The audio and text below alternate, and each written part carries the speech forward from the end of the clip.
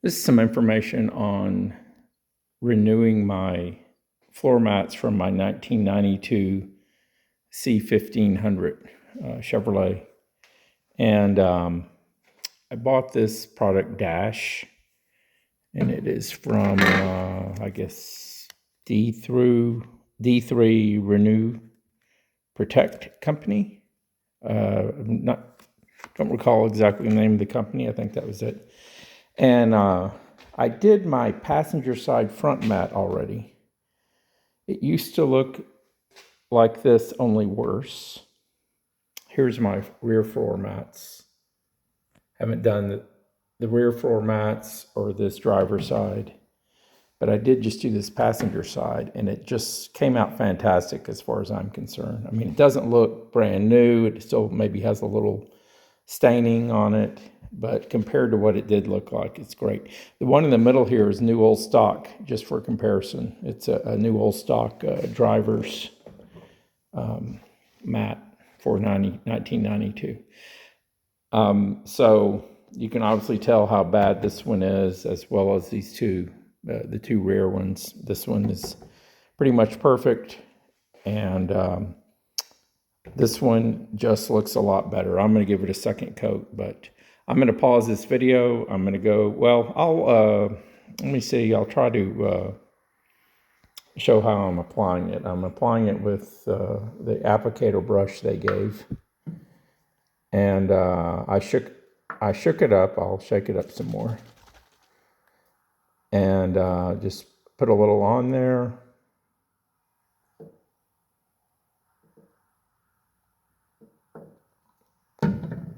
And then brush it on. I cleaned these mats beforehand. But that's about it. Brush it.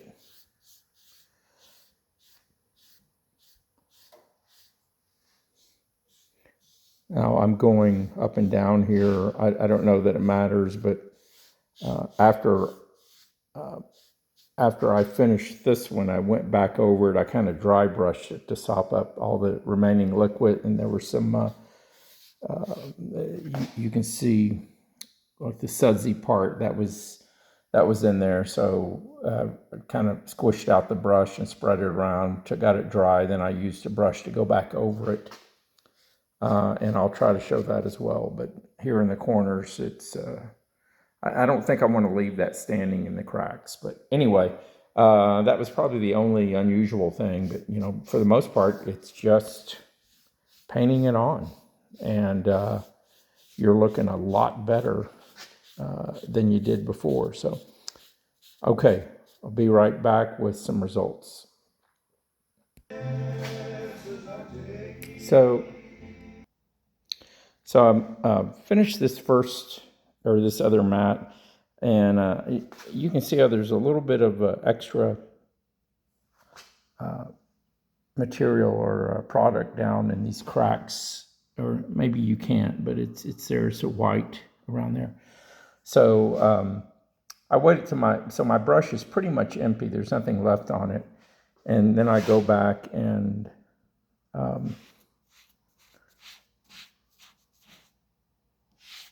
go over that and try to get that out. The other thing I'm doing is I just go over the whole thing with the dry brush and hopefully get rid of any streaks.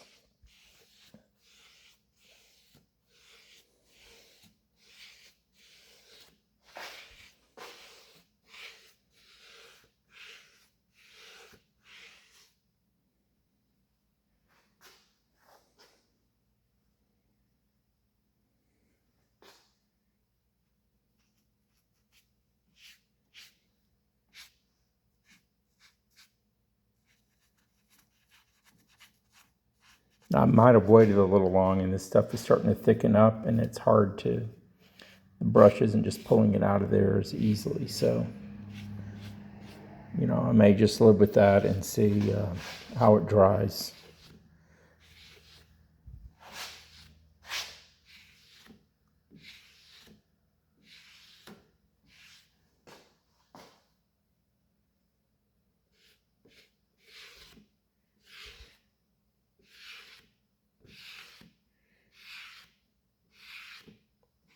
This just looks fantastic. I know it's still damp and wet and it won't look as good. Now you can come look at this one though, that maybe it's been 10 minutes since I last put it on. Obviously that's not a long time, but it's enough for it to dry. So it's pretty much dry to the touch. And it's got a nice dark feel to it. While we're looking at this, I want to point out, this is my fuse cover from the dash. And, you know, it never gets any sun, that doesn't. So it retained its dark blue. I put this on there, it did make it darker, but I also noticed that it didn't quite adhere as well. And it's a classic example of what they show you on their website or on their YouTube videos, that if anything you're applying it to has ever had any kind of silicone or sealant put on there, you really have to scrub hard to get that off, or you end up with some, I think you might be able to see these areas that are just, it didn't adhere as well. But that's my guess. Maybe I put it on too thick. So, all right. Well, I'm going to finish up these other rear mats and we'll do a comparison.